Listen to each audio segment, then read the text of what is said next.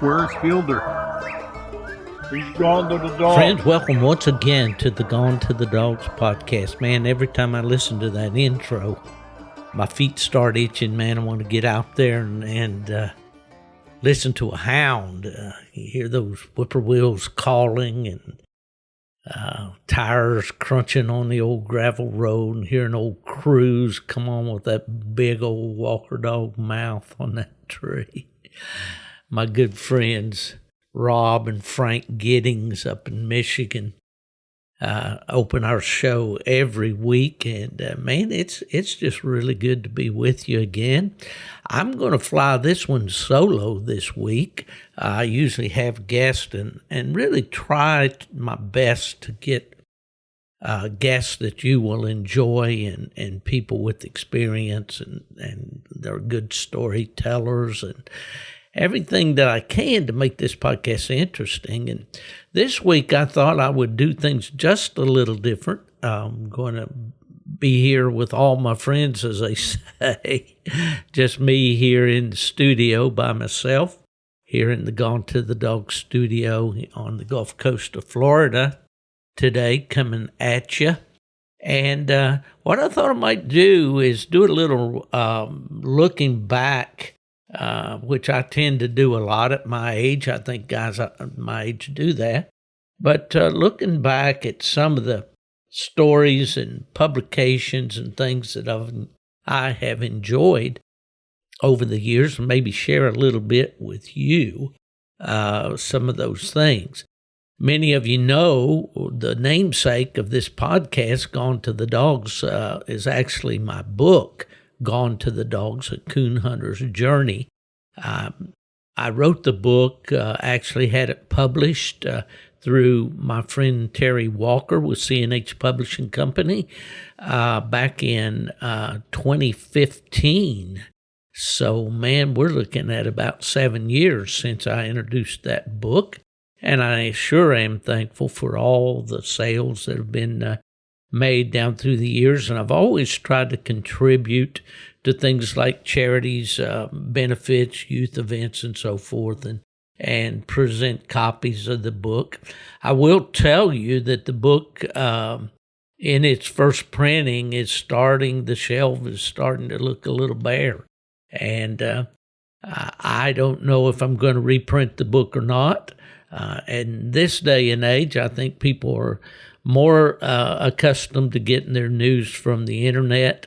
I don't know. I certainly am thankful that book sales have remained pretty steady over that period of time. But I do have a few copies left, and I'll leave a little promo at the end of this podcast about how you can get one. But the book is 200 pages and 22 essays or chapters, I believe.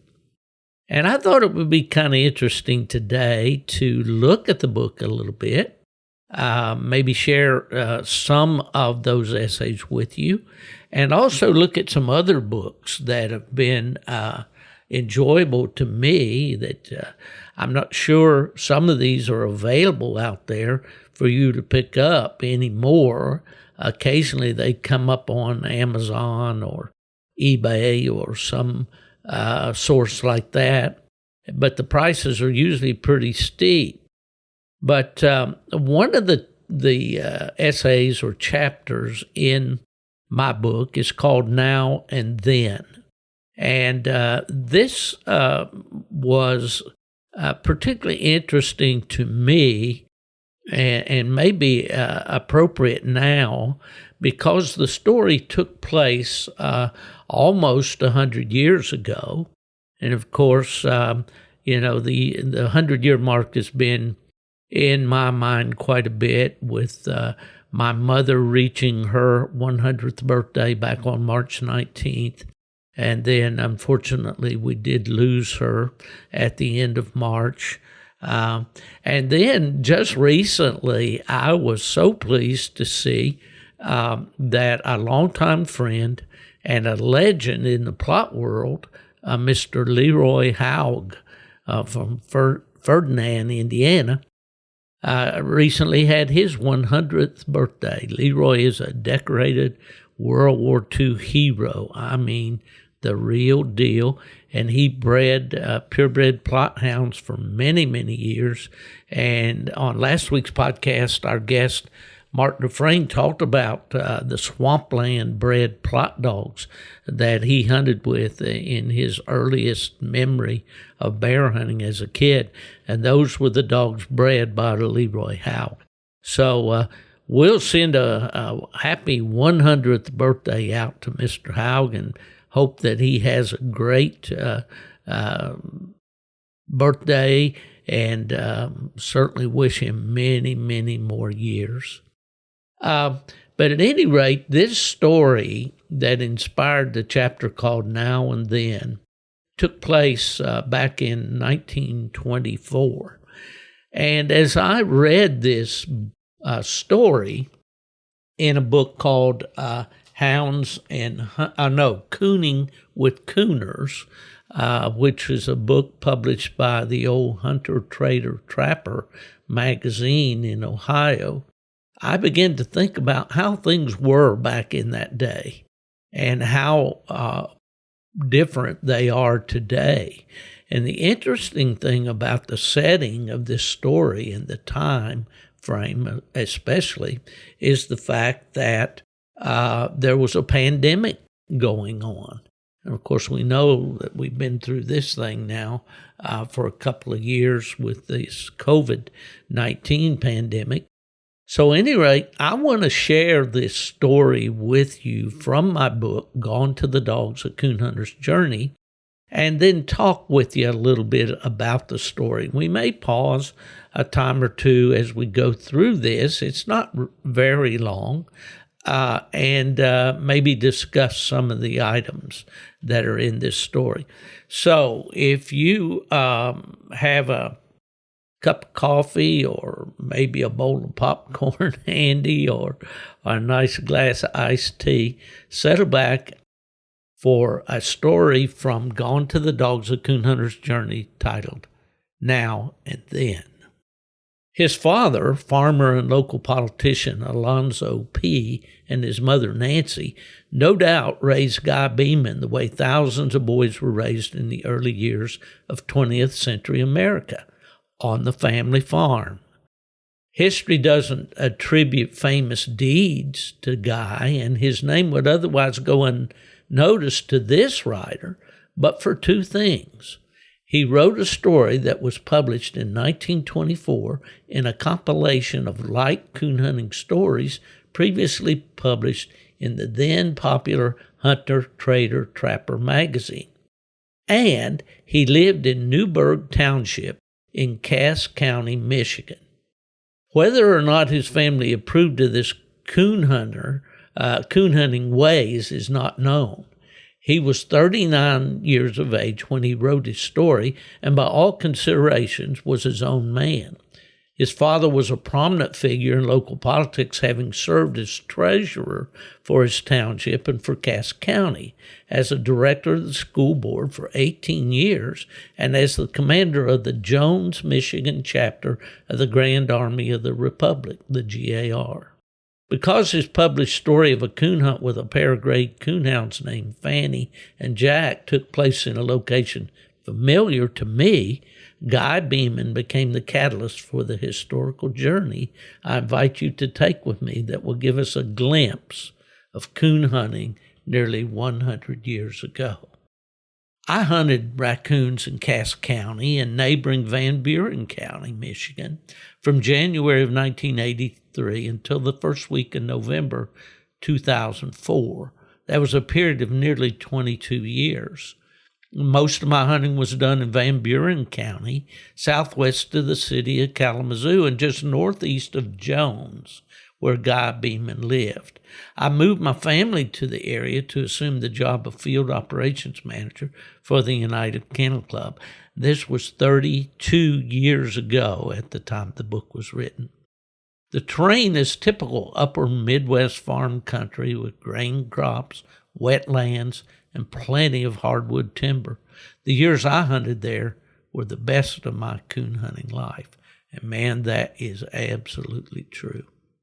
No doubt things have changed in this sport significantly over those 32 years, and even more so over the 100-year span from Beeman's story until today.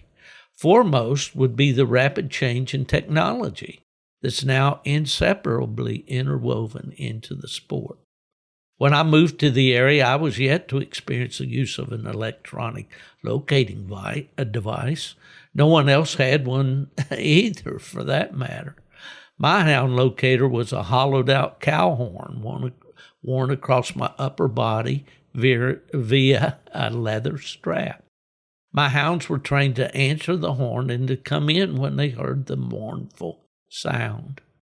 My light source was a 4-volt wheat light wet cell mining light purchased at a flea market in the southern West Virginia area, and my boots were 9-eyelet imported rubber boots purchased at the local Kmart for $5 a pair. Think about that, fellas. I bought my first pair of hip boots, heavy green rubber affairs with molded white soles and bearing the Coon Hunter brand at the tops after my first attempt to negotiate those Michigan swamps in the ankle-high imports I wore back home. You know, I can remember so many stories about wading those creeks back in West Virginia with ice in them. We'd take those boots off, tie the laces together, sling them over our shoulder or around our neck, wade the stream, get to the other side, put our socks back on and our boots and roll our pant legs down. But that's enough about me. Let your imagination freewheel back to the spring of 1918, just 8 months before the close of World War I, as the raccoon season in Michigan is coming to a close. Now, this is what Beeman wrote in Cooning with Cooners. At different times during the past 2 years, the story would come to Bert Simmons and I how some coon hunters had been after a large coon, but after a long, hard chase, he had fooled them. Just before law closed in March of 1918, Bert came down with his coon dog Queen. I unchained Ed, Fanny, and Jack, and we were soon in the woods. It was an ideal night for coon. It had rained and stayed cloudy. We hadn't gone far until they opened on a hot trail. After a short run, they treed, and we had a nice male coon. We hunted until 12 and had, besides the coon, 2 skunk. We were almost home, and I was telling Bert how near dead I was when his Queen opened on a hot track. Fanny and Jack were soon in, and they started for the Mills Pond, 3/4 of a mile away. Just then, Bert called and said he had found some coon tracks. I went to him and found a track larger than usual. The dogs were running him at a good fox clip.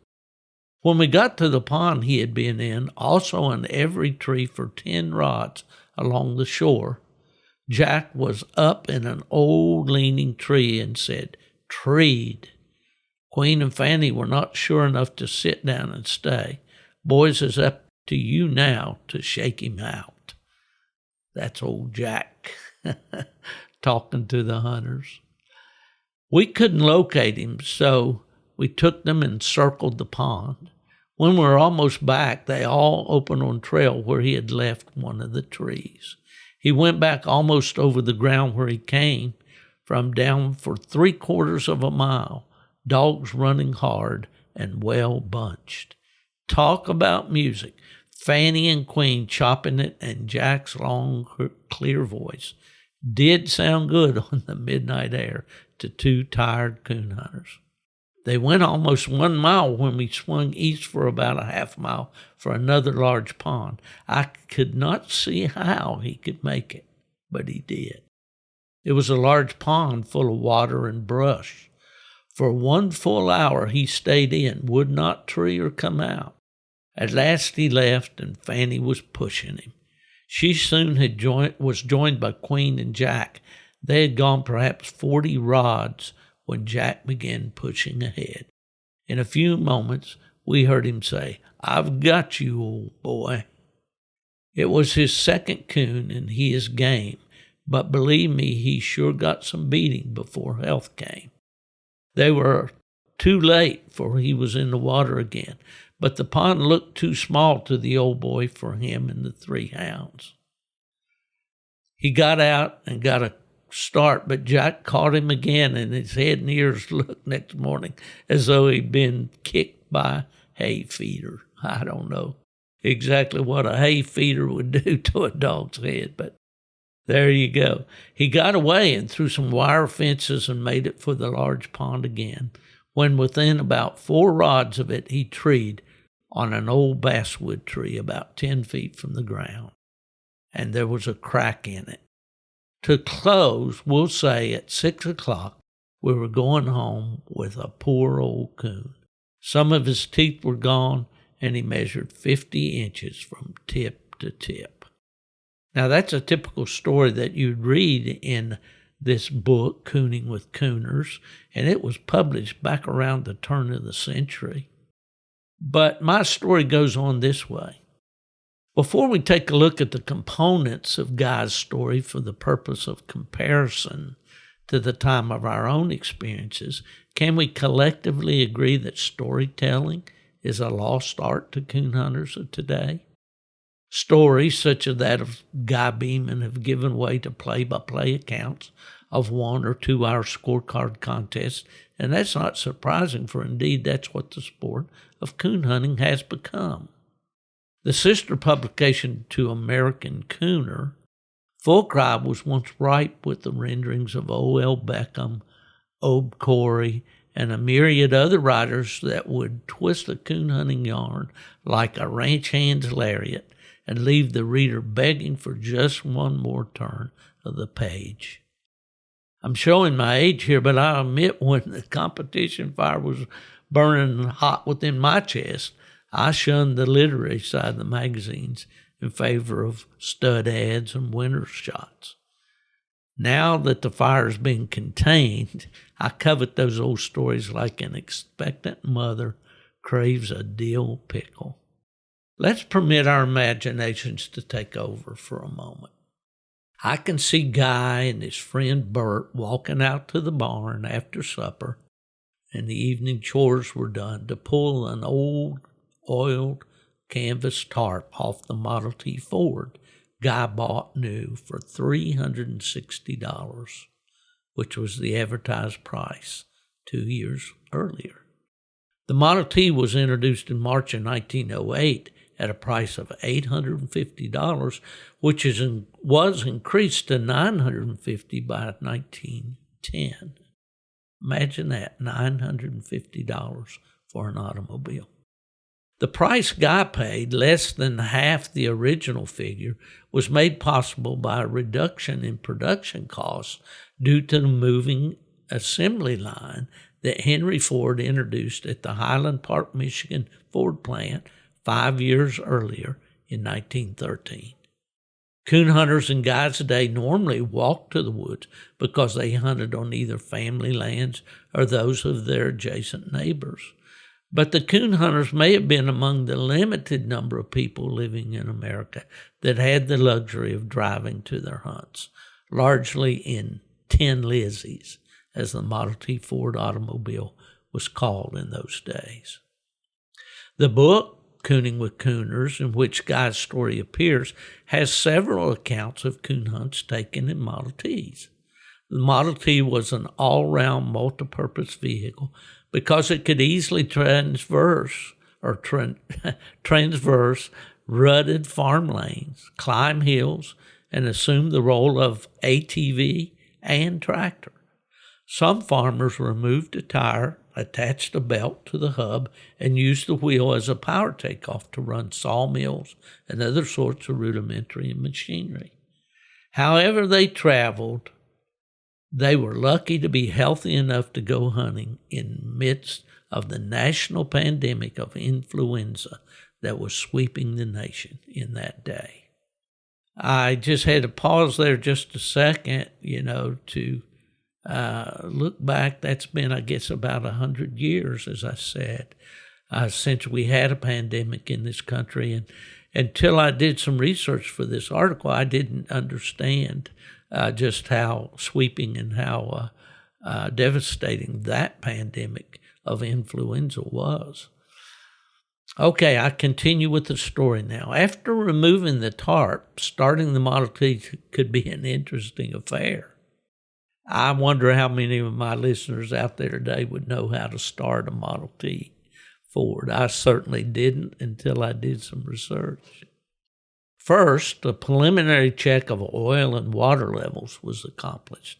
A mixture of 30 to 40% wood alcohol was added to the radiator to prevent freezing in Michigan's cold winters. Before he used the hand crank located in the front of the car below the radiator to start the engine, Guy would have climbed into the driver's seat, made sure the emergency brake neutral lever on the floor to the left of the steering wheel was all the way back and the rear brakes were set. He didn't want the car to run over him when he turned the crank to start the engine. He would have made sure that the spark adjust lever to the left below the steering wheel was moved to retard spark position, and he would have moved the throttle lever found below and to the right of the steering wheel to approximately a quarter of the way down. Up is neutral, and all the way down is as fast as the car will go. He checked the magneto/off/battery switch on the dash panel to see that it was in the off position. Stepping to the front of the Model T, Guy pulled the wire ring that served as the hand choke, found at the lower left corner of the radiator. He pulled that ring all the way out. With the battery magneto switch still in the off position, he turned the crank a couple of turns until he reached a point just past compression. He then turned the switch to the battery setting, and the coils began to buzz. Sometimes the engine would start without further cranking, but this time, due to cold weather, an additional single careful turn was necessary. Now listen to this, guys and gals. He cupped his fingers and thumb of his right hand to one side of the handle, being careful not to grip the handle for fear the handle would kick back and break a finger or thumb. He ratcheted the handle to the down position and pulled sharply up to compression, and the 177 cubic inch four-cylinder engine sprang to life. We'll assume Guy had cobbled together some form of a dog box out of a vegetable crate, although in all the photos I've seen of Model Ts on coon hunts, I've never seen one with the dog box. He and Bert would have then loaded Fanny and Jack and Queen for the coming hunt. He mentioned a dog named Ed at the beginning of his story, but nothing more was revealed about this dog as the story progressed. Michigan weather in March can be iffy at best, but Guy and Bert came upon a bit of luck in that they had a dark, damp night for their hunt. I'll pause right here again and just imagine we have these vehicles now that we have a fob that we carry in our pocket, and we push a button. We can start them from inside the house if we want, or we simply have a single button on the dash that we provided the fob is in our pocket. We just push that button and start the car. Imagining all those steps that Guy had to go through to get that Model T started was pretty amusing to me. I'll continue. Illumination for the night's hunt would have come from a kerosene lantern. Likely the lantern they used was manufactured by Dietz in either New York City or most likely in Syracuse, New York. It may have been of the Little Wizard design that was introduced 3 years earlier in January of 1914, or perhaps the D-Light model introduced in 1912, 5 years before the hunt. The Dietz motto was a maximum of light with a minimum of care. The lantern would have produced approximately 200 hours of 9-candle power bright walking light on a gallon of K1 kerosene. I have to pause right here as we look at gas prices in the $5 range. This next sentence becomes pretty amazing. Kerosene at the time of the hunt was running about 15.2 cents per gallon. A gallon of kerosene would have provided nearly 17 dusk to dawn nights of hunting at a cost of less than a penny a night. Think about it. Perhaps the gun they carried to dispatch coons from the numerous hardwoods of the area was an old 22 caliber Winchester fall block actioned Winder musket, nicknamed for its founder, Colonel C.B. Winder, and manufactured by Winchester after buying the patent and manufacturing rights from John Browning in 1883. 35 years before our story is when that patent was bought. The rifle would have been chambered for either 22 short or 22 long rifle and would have weighed a hefty 8.5 pounds. Or if they were lucky, they may have had the upscale Remington Model 12 pump repeater that was introduced in 1908. Coon were very scarce in that day, and a hunt in which 2 coon were caught, even though it took all night to do so, was a very good hunt indeed. We've come a long way in the nearly 100 years since Guy Beeman's story. We even have remote start buttons for our vehicles, as I've mentioned. We've made progress in many ways, but it hasn't come without considerable price. Hunting territory was virtually unlimited in Guy's day, although coons were much more scarce back then. Raccoon populations, due to the reduction in hunters and available lands on which to hunt, have burgeoned since the damp, dark night in 1918. Technology and the American farmer's industry to produce grain crops at record levels across the heartland produce an unlimited food source for all creatures, great and small. While Guy and Bert's monetary investment in the hunt consisted at most of a $300 automobile, a lantern that sold for 35 cents, and a firearm that cost $5 or less, today's coon hunter invests what Guy and his partner would consider to be a king's ransom when compared to the cost of things in their day. 4-door crew cab pickups easily top $40,000 now. I looked at some on a lot recently that were $80,000.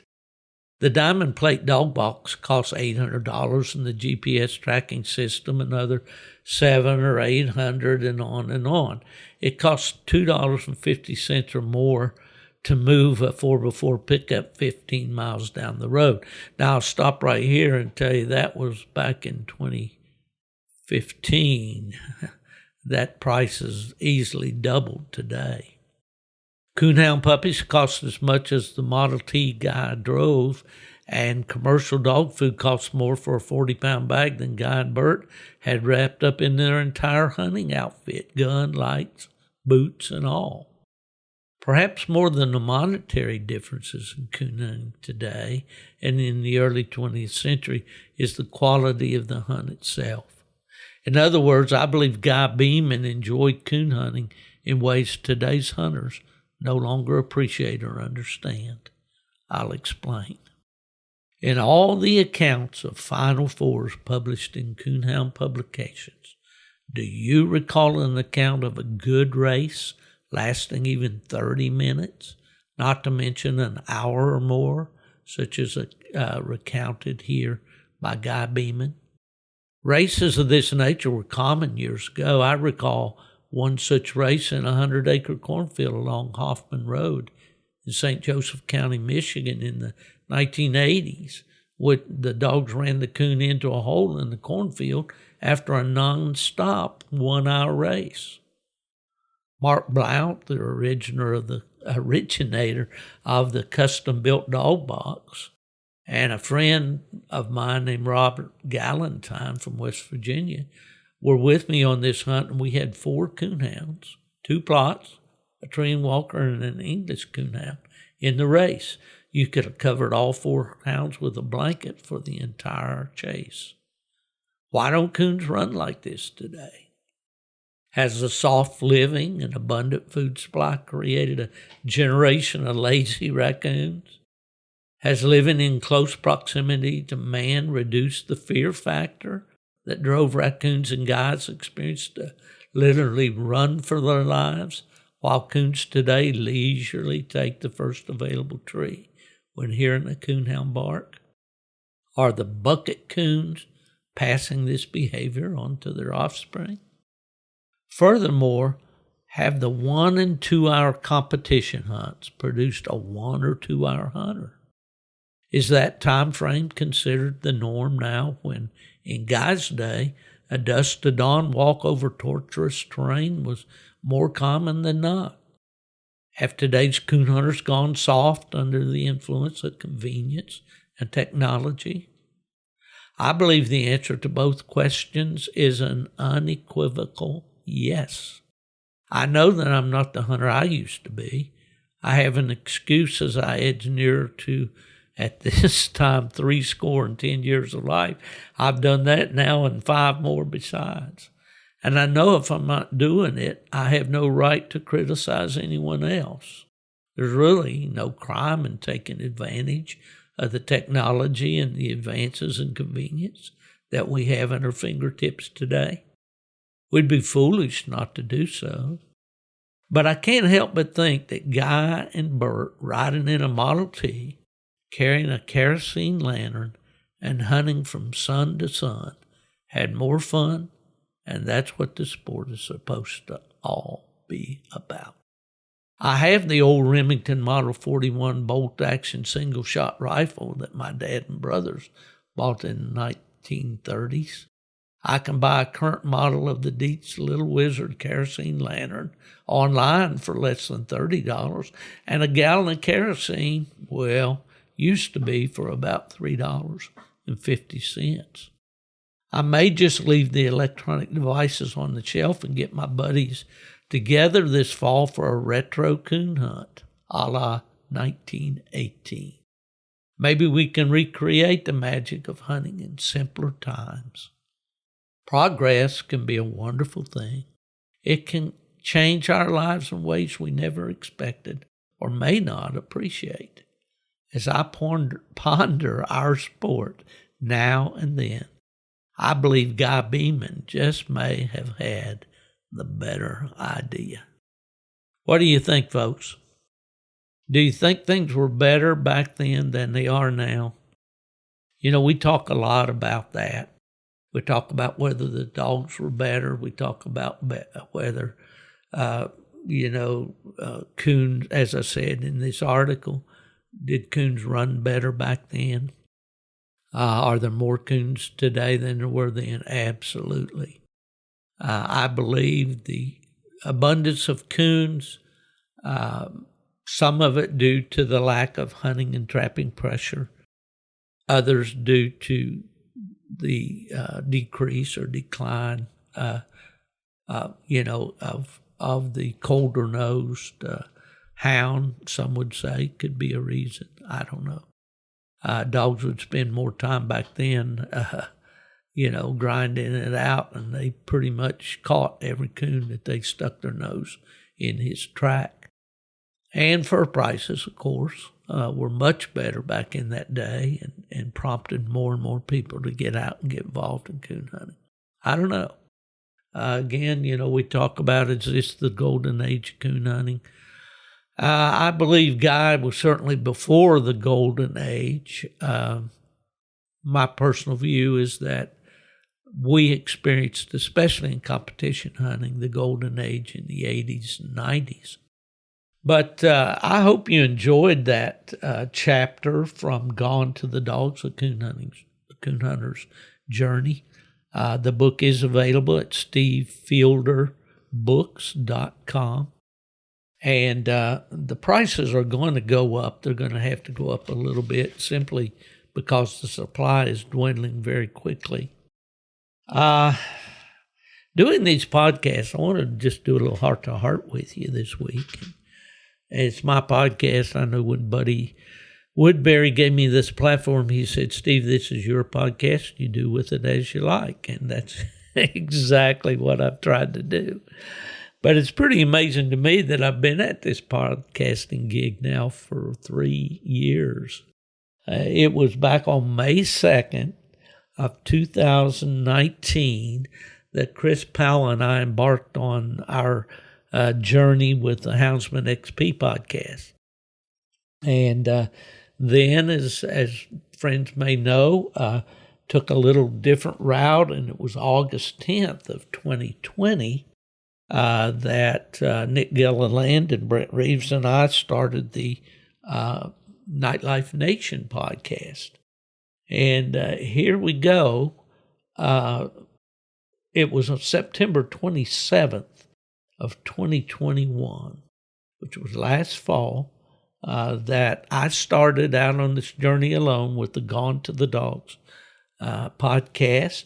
And now this is my 38th episode of riding this solo train, so to speak. So this podcasting journey is interesting. It's fun. I enjoy it. I enjoy getting to talk to a lot of different people. And there's just so many people out there to contact. And while Chris Powell and I were kind of the pioneers back in 2019, there's now easily 10 to maybe a dozen or so guys that are doing podcasts, or at least appearing regularly as hosts on podcasts that focus on 3 dogs, either big game dogs, coon dogs, squirrel dogs, or whatever. So I'll remember at Autumn Oaks that first year when we introduced the podcast, we spent most of our time showing people on their phones how to access a podcast. Most people had never heard of one and didn't know how to access them. I'll confess that I was one of those guys that had listened to very few podcasts when I started down this road. But now it's a way of life for us, and it certainly is enjoyable, and the more the merrier. You know, there's more subject matter out there, more people get to tell their stories. So this podcasting thing, I think, is here to stay. I know that a lot of coon hunting is now appearing in video, and that opens up a whole can of worms for the registries, and I'm not sure how they're going to handle all this when, every move out there in the dark is going to be revealed for people to see. And whether it generates more questions or more controversy, or whether it... the one thing that I don't understand too well how it's going to work is in terms of logistics. How are we going to handle a great number of dogs under a video format? And I don't know. I think probably what's going to happen is just what is happening now is maybe the major events, the Final Fours, maybe videoed and presented online. But, technology is moving so fast, so very, very fast. Well, I wanted to catch you up just a little bit on my personal dogs and what I've been doing. And, at 75 years old, I'm not kidding anybody. I'm not hunting as hard as I used to. I think I probably would if I still lived in Michigan or somewhere where coon hunting, was fairly simple. as far as, terrain and accessibility and so forth. When I was back on the Nightlife Nation podcast, I talked about quite a bit about a dog named Cruz, a Treeing Walker male that I acquired from Lone Pine Kennels in Pennsylvania. And Cruz was an excellent bred Treeing Walker dog. His sire was out of Bone Collector. His sire, Cruiser, was actually a dual grand champion. Had really shown out, so to speak, as far as being the top dog in a zone hunt leading to the world championship and things like that. And he was out of the Bone Collector dog, and of course everybody knows Bone Collector.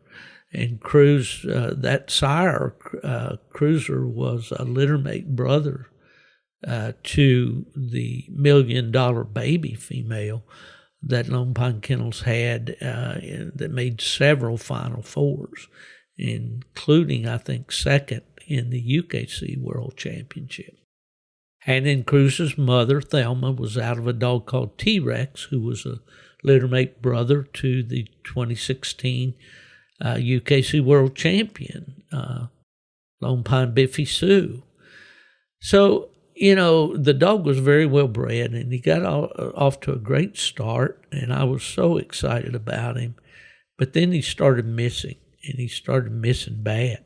And I couldn't figure out what was wrong with him. And my friends, especially Jamie Perrin down up in the state of Alabama, convinced me to get him checked for thyroid issues. And whether that was the problem with Cruz or not, I do know that his thyroid was extremely low. I do know that Randy Smith has not had any thyroid problems whatsoever in his dogs. And I don't know exactly what happened to Mr. Cruz. I was fortunate to be able to place Cruz with a young hunter up in Virginia that really loves him. He's a kid that hunts with his grandpa, and at this stage in the game just wants a dog to be able to participate in the hunt. And we're hoping with the medication that Cruz will turn around and become the dog that he was at a younger age. So that's just, one of the disappointments that comes along in the sport of coon hunting. We have such high hopes for a pup, and certainly my hopes were sky high with Cruz. We took him to the PKC World Championship, hunted 2 nights. He didn't look very good the first night. The second night looked really good. Qualified for that hunt and so forth. So he was very capable, very promising. Had him up and hunted all summer with Frank Giddings, and Frank saw some really good work out of him. But this thyroid thing is an issue that's got me shaking my head, and I'm doing some research on my own. I've talked to several people about it, and I'm hoping to kind of find some answers that I can pass along. There's all kinds of things that could be happening there, physically, that I'm not sure about. But we certainly wish old Cruz the best, and hope that he lives a long life and makes this young man very happy that he has him. I'm going to be personally monitoring the medicine that he's taking and so forth to help this kid along. And so at any rate, that's the story on Cruz. Well, I have co-ownership in 2 dogs right now, and they're both pups. One of them was born on my birthday on October 12th of 2021. The other one was born on October 11th, 2021. One is Treeing Walker.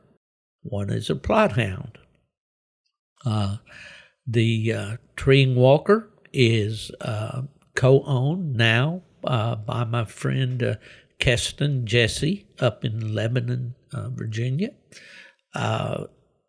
She is a beautiful pup, very smart, and at this point hasn't shown a lot of interest.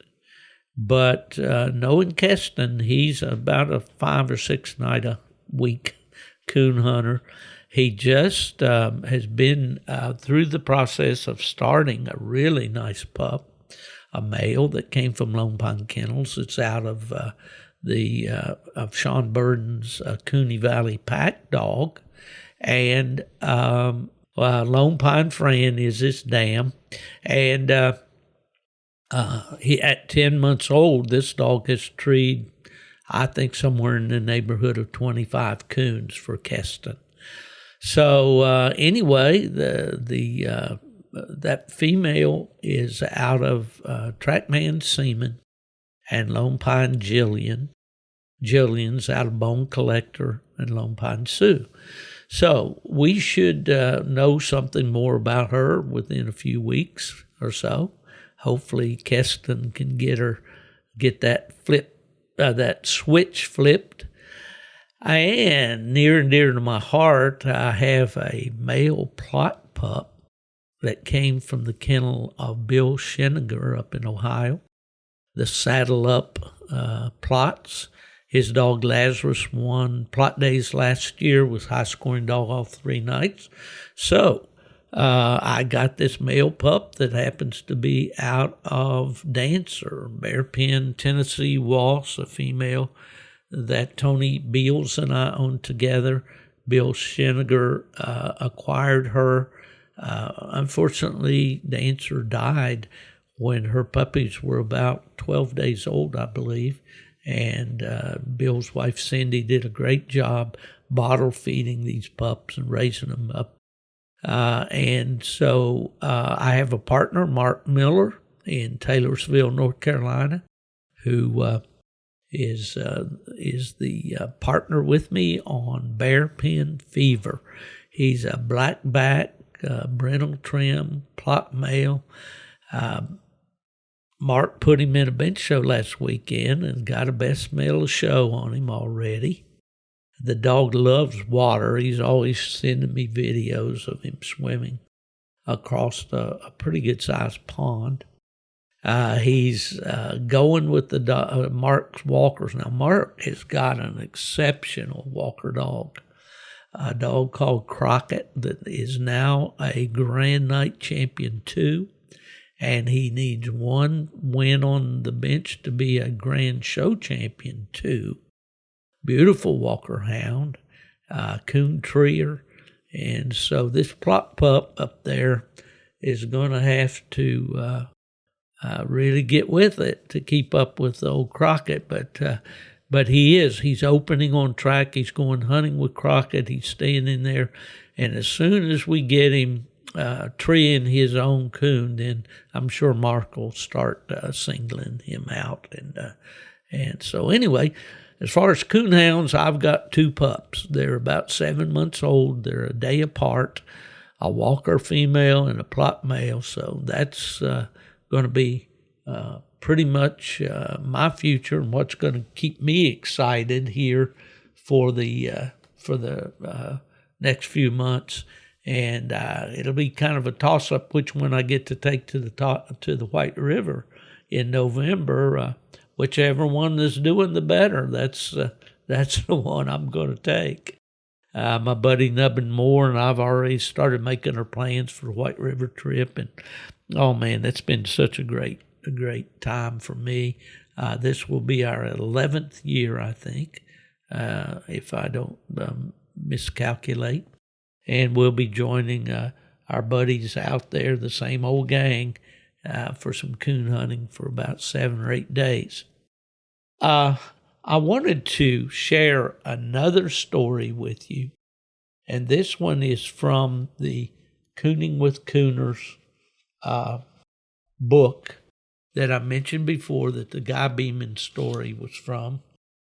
And this is actually the first story in the book, and it's called The Tale of a Coon Hunt by Orma Winter. November 1st, what did that mean? To most people, practically nothing, but to me it was something I had been looking forward to for weeks. It was the first day in the open season for coon hunting. My coon hound, a large, beautifully marked Kentucky black and tan, knew that something was in the air, for he'd been trying to get out of the pen all afternoon. He was a thoroughbred in every sense of the word, and many an old veteran coon had he treed after hours of hard trailing. I'll pause right here to tell you that this book, Cooning with Cooners, was published in, I believe, let's see if I can find the date here real quick. I think it was about 1907, but I'll find that date for you. And it was the custom back in that day to borrow from the horse industry, I guess, and call a purebred hound a thoroughbred. Now, I have no idea what a Kentucky black and tan was, but apparently this fella had gotten his dog from someone in Kentucky, so that made him a Kentucky black and tan. Let's let Orma continue here with his story. I live on a farm just 1 mile from the Mississippi bottoms, where the coon are thick, although hard to get because of so many sloughs.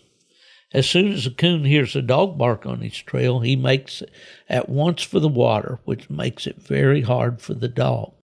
I hunted mostly in the bluffs above the river for this reason, and here there are a good many caves in which they find a safe retreat from the dogs. I asked Fred Neal, a cousin of mine from a nearby city who had never been coon hunting before, to come out and spend a week of coon hunting with me. We were both just 21 and had spent some good times together. He had arrived that afternoon on the 4 o'clock train. The first thing he said to me was, "Well, George, are you ready to start on that coon hunt?" "I am." And he certainly was. He was rigged out in a complete hunting suit with game bag and a 12-gauge shotgun of the latest design. I smiled and said, "No, not now, as the coon don't come out until after dark, and it would be no use hunting them until then." I took him out and showed him my hound. He had never seen a dog like this one and thought he was a bloodhound because he had such long ears. We talked about dogs and coon hunting until my mother called us for supper.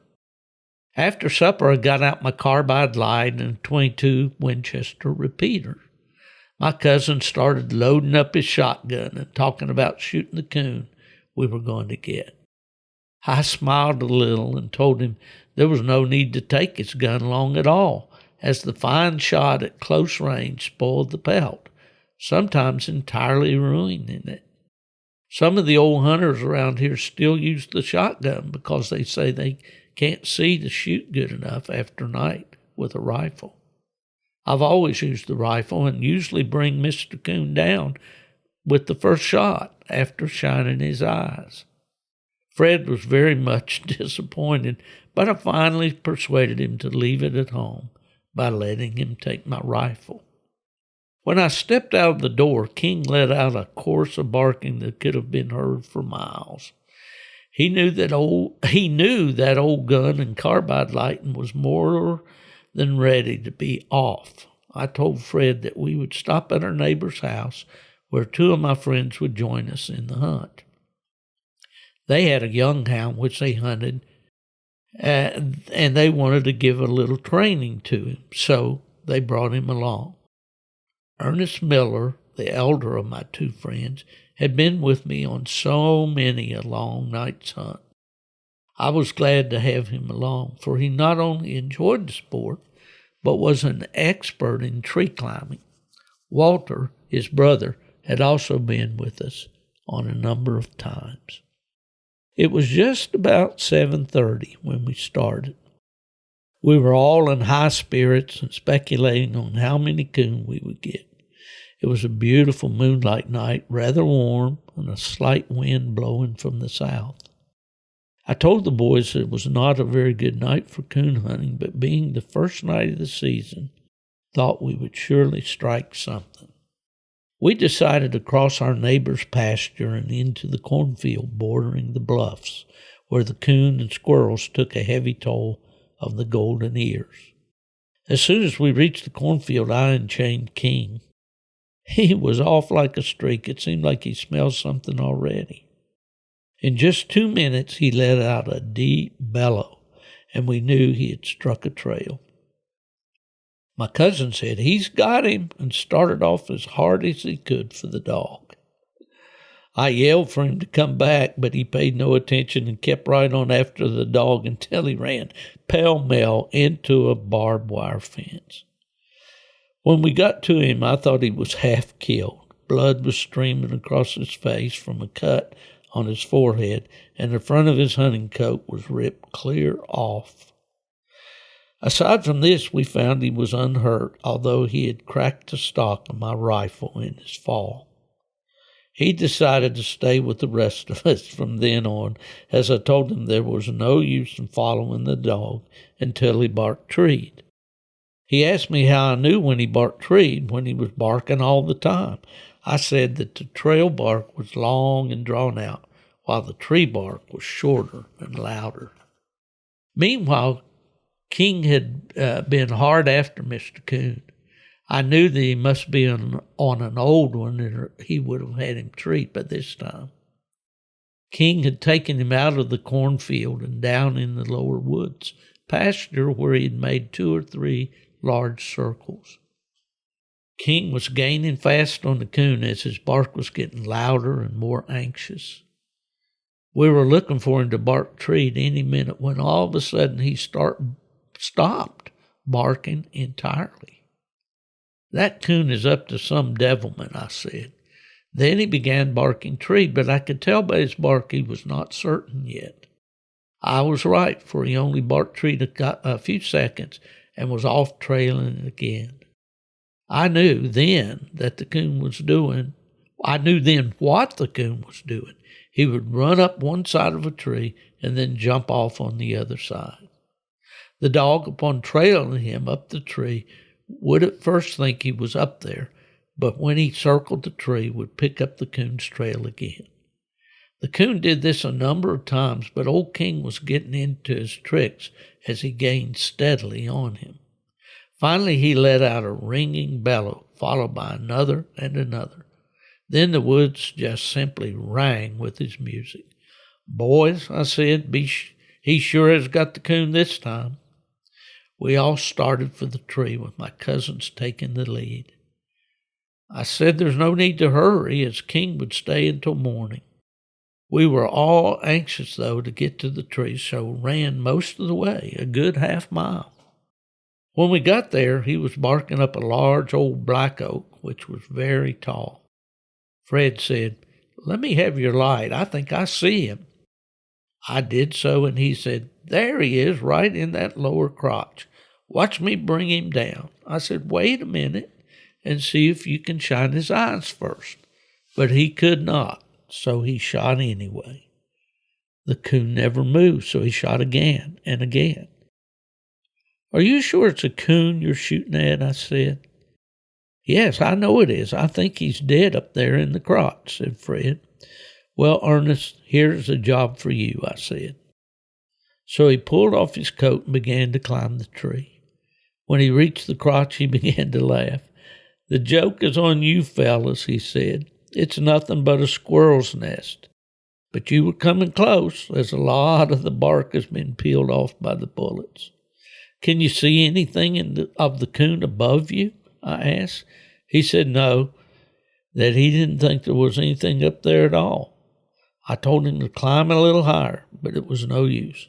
There was no coon up that tree. I'm going to pause right here just a minute. Tree climbing is one of the worst things that a coon hunter can do. I know it was a custom years ago. In fact, I believe it was the state of Kentucky that has, or maybe still has, or had a shakeout season where you could climb the tree and shake the coon out, and you just couldn't carry a gun. In my experience with coon hounds and with the registries all those years, I met many people that were paralyzed or incapacitated in some serious way because they fell out of a tree. And even worse than that, there were some cases of guys that were actually killed falling out of a tree trying to shake a coon out.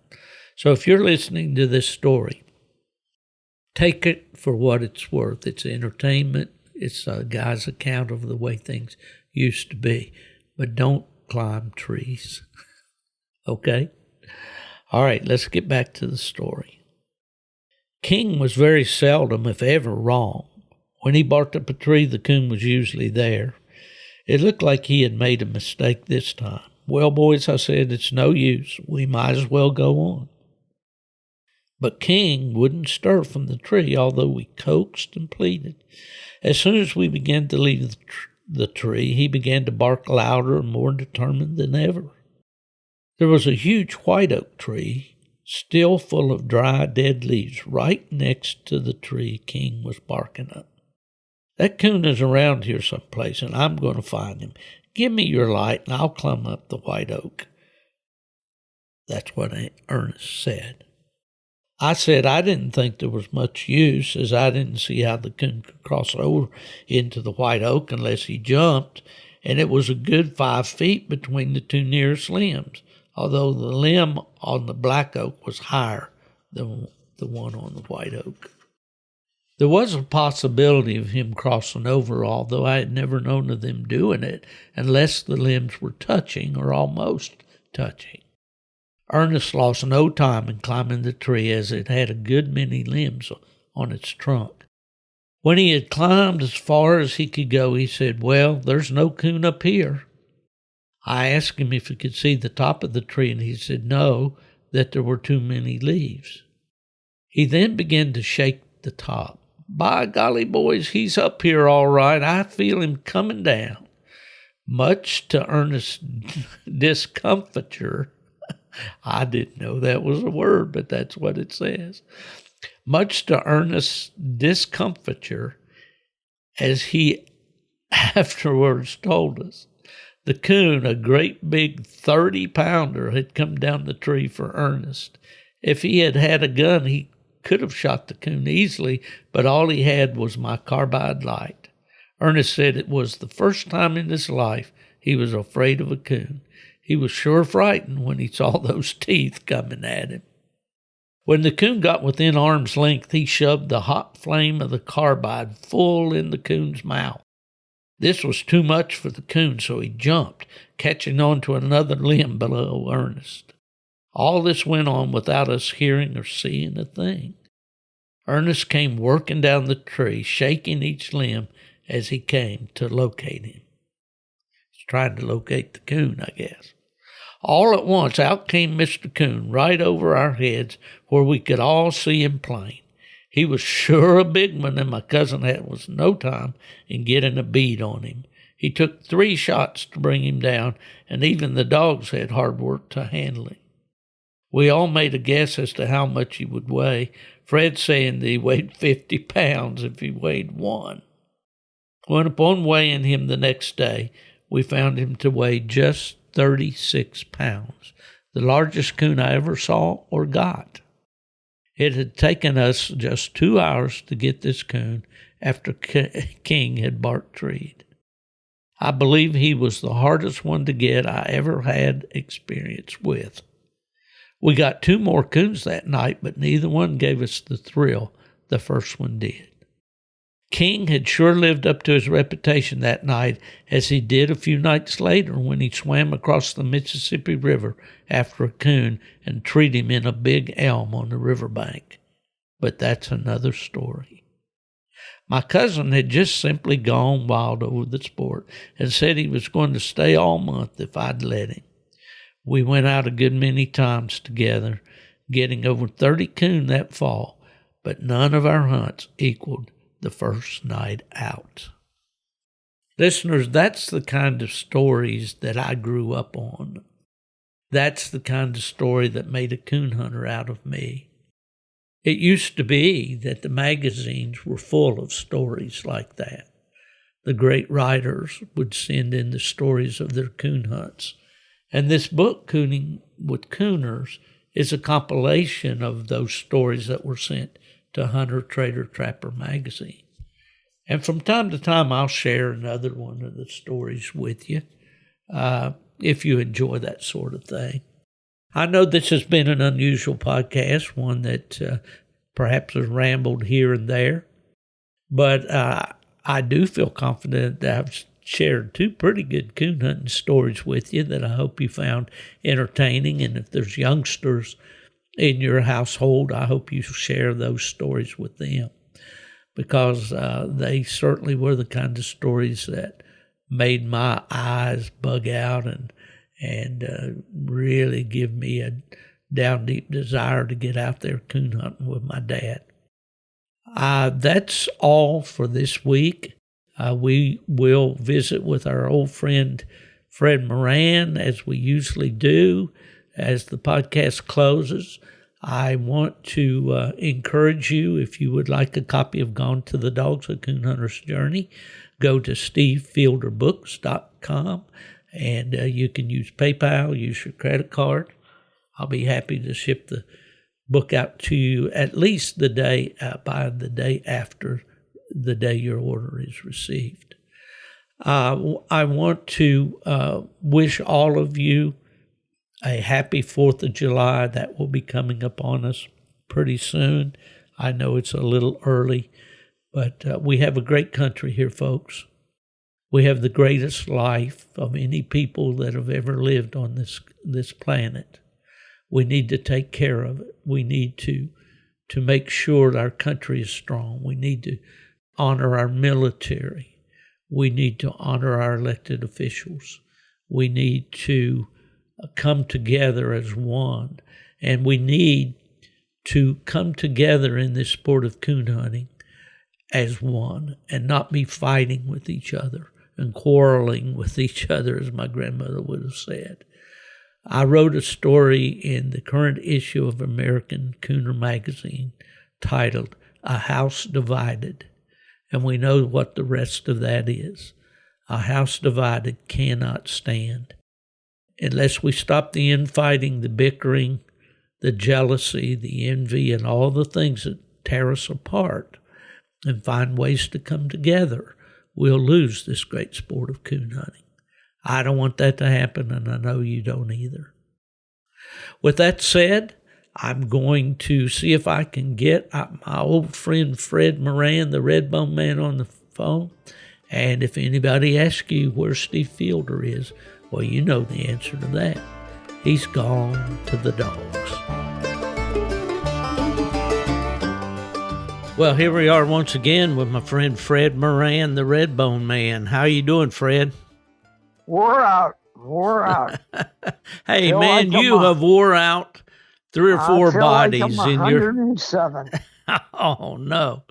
Well, I got to hear about it. Tell me about it. Well, probably started last Thursday or Friday. I naturally going hunting every night, and nobody wanted to go. So I took one dog and decided to go myself. We got a bike trail about a couple miles from me, and it extends through about 5 or 6 counties. It goes a total close to 100 miles, ends up in Maryland. A lot of people walk it, ride it, bike on it, or stuff like that. Yeah. It's good coon hunting alongside of it, and most places it's legal to coon hunt there. The place I went, a guy owns some property adjoining it. He don't let nobody on it, but for some reason he had a good day, and years ago I asked him to hunt on there, and to the best of my knowledge, I'm the only one that was allowed to coon hunt it. He just told me make sure I stay out of there deer season, because he feeds them deer, and naturally he wants to get a big one for himself, and he's got some good ones on his property. So I went down there. It extends into a county park also. And in the county park, They do allow hunting in the one portion of it, but the rest of it's closed. Oh, I go down there. I just took one dog, a 2-year-old I got. He's been doing pretty good. I turned him loose. After about 10 minutes, he strikes about 300 yards or 400 yards up the bike trail for me. Runs a short ways, trees. I go up and see a coon. I'm pleased with that. Turned him loose again. He strikes another track and goes up the bike trail about 800 some yards. He trees. I go up there and I get, probably within, I'd say, uh, 50 yards of him. He shuts up for some reason. This dog don't shut up. He barks hard and he's loud. And I keep on walking. I'm looking at the Garmin. I get within, he still hasn't barked in the last, say, 4 or 5 minutes. I get within 32 yards of him. Can't hear him. I hunt all my dogs with a little light on the collar, too. That avoids some traffic Yep. problems. I don't see the light. He has a red light on. I don't see it nowhere. But I'm getting that reading. I get within 20 yards, I'd say, of him.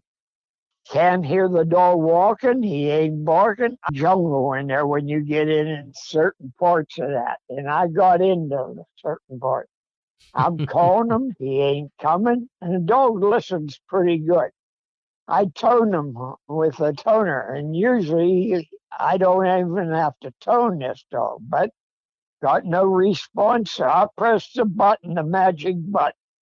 He didn't let out a holler. He still didn't come. And according to Garmin, I'm almost on top of him. I walk into where I think he's at, no dog. I look all around, calm and everything. I'm disgusted. And where could he be? I looked everywhere I could down there. I finally give it up. I called him, and I just can't believe this dog listens that good, and he ain't responded, and I don't know where he's at. According to Garmin, I should have seen him. Yeah.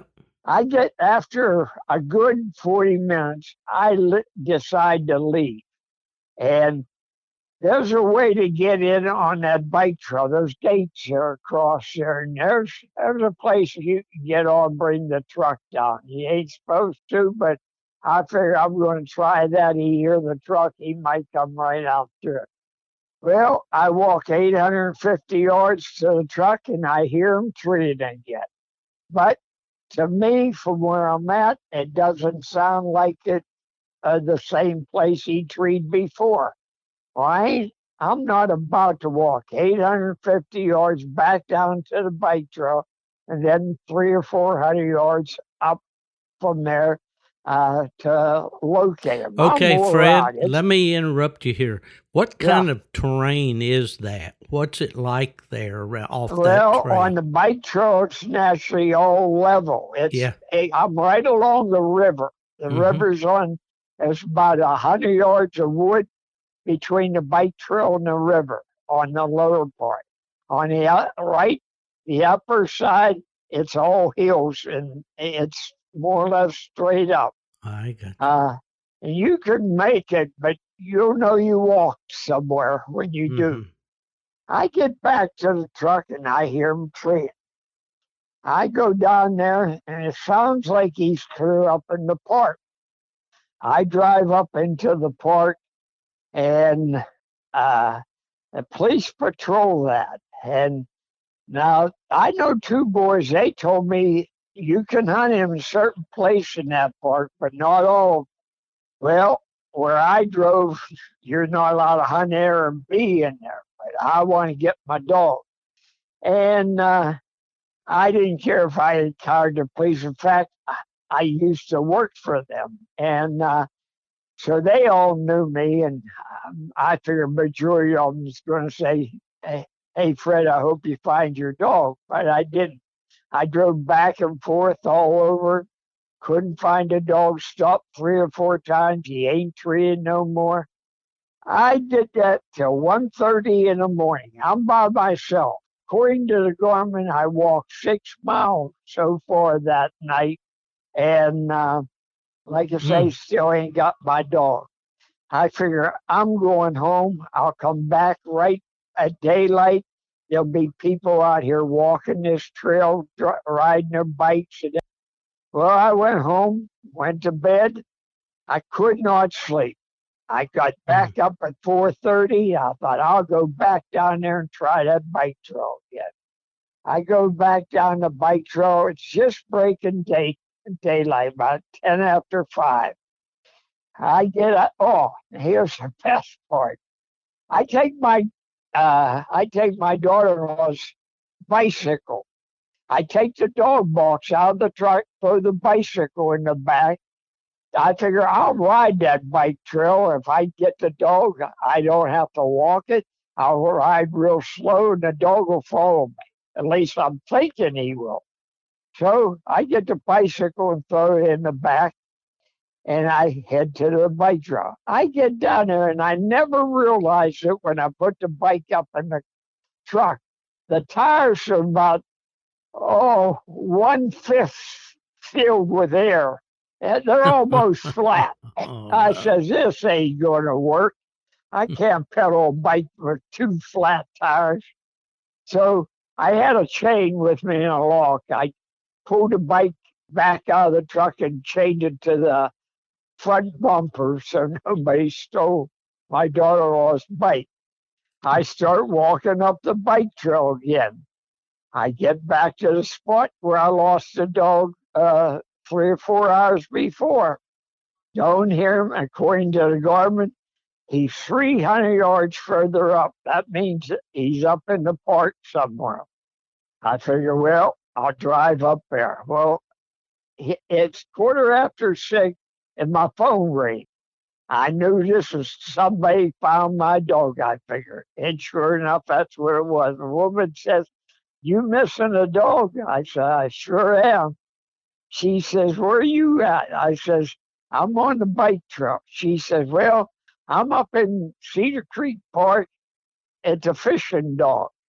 I says, it's going to take me a half hour to get there because I got 2 miles to walk back to get my truck and drive around. She says, what part of the bike trail are you in again? I says, the lower part. She says, I'll tell you what, do you know where West Newton is? I said, yeah, I already live a couple miles from it. She said, I'll meet you at the Giant Eagle, which is a supermarket here. I said, that'll be fine, ma'am. I hurried up, got down there. When I arrived at she told me what kind of car she was driving. She says, I'll see you down there in the parking lot. We both arrived at the same time. She come in from one way, I come in from another.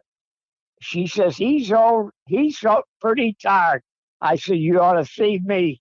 And Uh, anyhow, she says, I fed the dog. She says, he was hungry. He ate a whole can of dog food. I give him some milk. I said, bucks for giving me a call. And I put my dog in the back seat of the truck.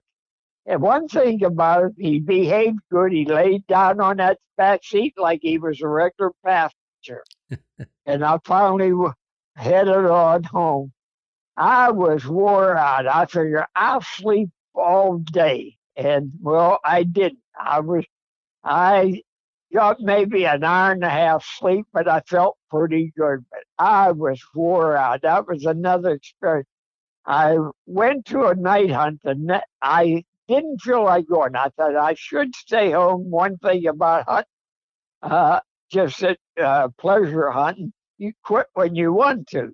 Well, I decided to go to a night hunt. It wasn't far off, about 50 miles. mm. And I didn't take that dog. I said, you had enough with me for one night. I took another dog. But anyhow, I got to talking to some coon hunters down there, and we was talking about the bike trail.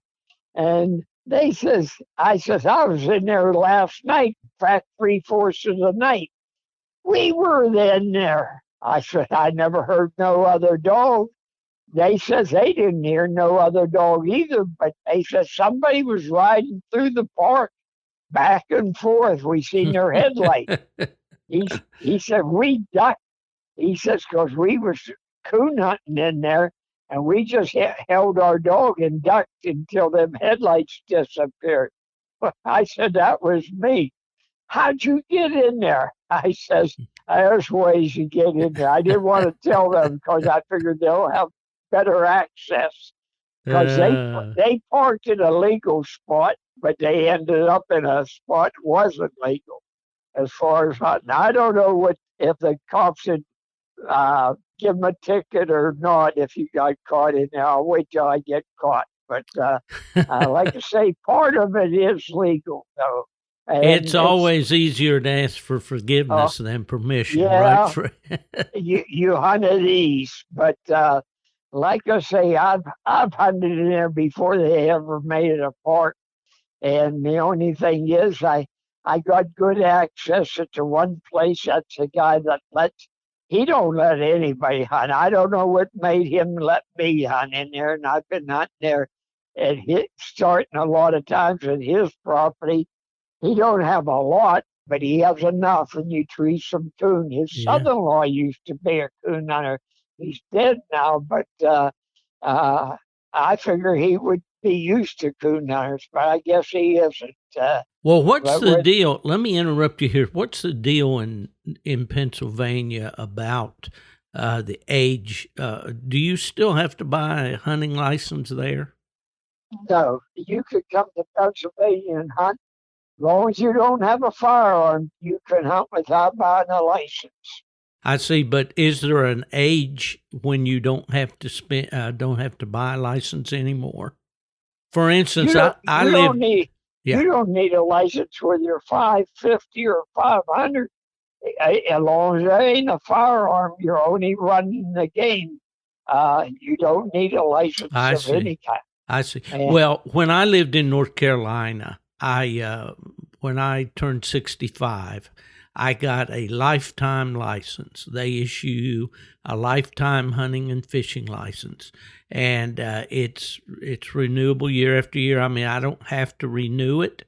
I know when I moved to Florida and then decided to go back up to North Carolina to do some fishing and all, and I asked about my license. They said, you have a lifetime license. And I said, well, I don't live in North Carolina anymore. And they said, it doesn't matter. It was issued as a lifetime license, and it doesn't matter where you live. You don't have to have a license.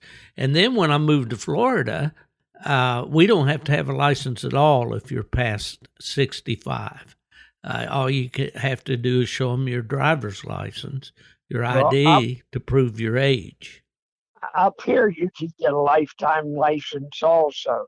Mm-hmm. You could got it at 62 if you want it, and it's good forever. And it was the wisest thing I ever bought, as far as I'm concerned. Heck, I've been using it for 20 some years, and you Think like about it, folks. This guy's been retirement age for over 20 years, and right. he's still coon hunting. All right. Fred, you're amazing. I tell you, I love your stories. I'm amazed. I have sugar, and I took my reading after I got home just for the heck of it, because I did some walking. I said, this will get it down. It was the lowest I ever had in my life. And usually when you get it that low, I don't mind telling it, 66. And you start getting the shakes and everything else. Mm-hmm. But I wasn't. I never felt better. I really felt good.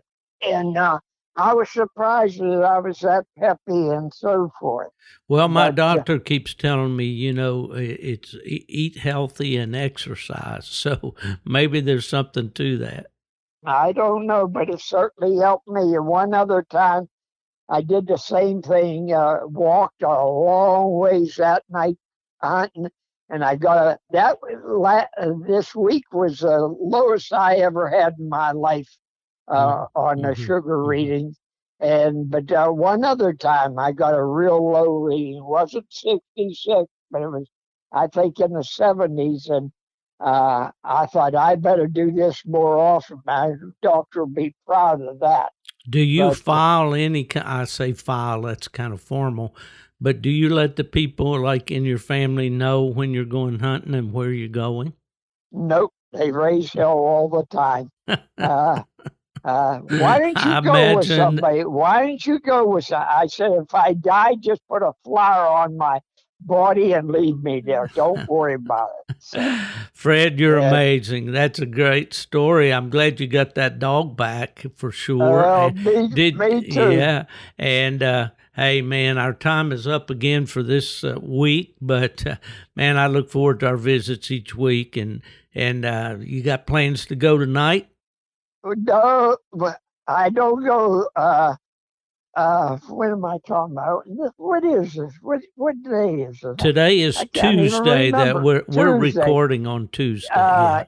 Well, I see it stopped raining. I fell asleep for a little while. It was pouring down rain. It's supposed to rain all night. Yeah, I'll go if it ain't raining.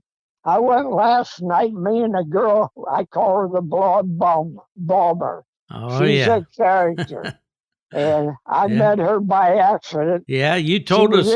You told us about her. She was watching deer, and you told her about a better place, right? Yeah, well, she went with me last night, and we got in a good legal place. A lot of coon there, but it is thick. And I says we got within 60 yards of the dogs. I took 2 young dogs, a 2-year-old and a 1-year-old. I got them, but with that 2-year-old was the same one I had down the bike trail. I says, what do you think? You've seen enough coon, and so have I. It's only 65 more yards, but I'm tired of going through this jungle. I said, I'm going to call them in and we'll quit. I says, and that's what I did. I whistled with the whistle. They both come to me just like they were trained to. And we put them on the leads and we came home. And another thing, my one Garmin went bad. The collar, I don't know what happened to it. I got somebody looking at it right now. And we put them in the truck and come home because I figured one chance a million or one collar ain't working. I'll lose that dog tonight. Yeah. So. Well, folks, that's what you learn in 85 years of age and all these years. I don't know if I learned anything. I know I was sure disgusted. But, yeah. Well, Fred, listen, you take care of yourself and you call somebody when you get ready to go hunting so they know where you are. And them 2 boys that were hiding in the park, they said, why didn't you call me? I'd have came out and help you look for your dog. I says, what's the chance of me catching you? It was a good night. You'd be coon hunting too. Yeah. He said, well, my cell phone's going to ring. And then another guy overheard the conversation. He said, Fred, call me anytime. I'll come out and help you look for your dog. Well, I did call one boy. I didn't mention it. Zach Kane, he hunts with me when he ain't working. And I let it ring. His answering thing don't come on till about the 5th ring. I called him 4 or 5 times in a row, and right when I knew the answering machine was coming on, I hung up and then let it ring again. So I figured sooner or later it's going to wake him up. But he never answered. He could sleep through a thunderstorm or tornado. Well, Fred, it's great to visit with you again, buddy, and I'll be calling you again next week for sure because I know you're going to have some adventures to tell us about because any guy that goes hunting as much as you do. Who knows? So. Yeah. Well, listen, you take good care of yourself, sir. All right, Steve. And if you go tonight, I wish you good luck, and we'll talk to you next week. All right, good enough. You want to say anything to JJ before we go? Nah, JJ's probably sleeping. So he's like me. He needs an afternoon nap. Okay, folks, that's All right, we'll see you. all right. That's the great Fred Moran, the Redbone Man, 85 years old, still coon hunting regularly, handling his own dogs, as you can tell, teaches them to handle. And just an example there of these fellas offering to help Fred and all. There are some advantages when we get a little older in age. People do. There are a few people out there still that do respect their elders. Well, that's all for this episode, folks. Appreciate you tuning in. Once again, if they ask you where I am, you tell them that I'm like Fred Moran. I'm out there and I'm gone to the dogs.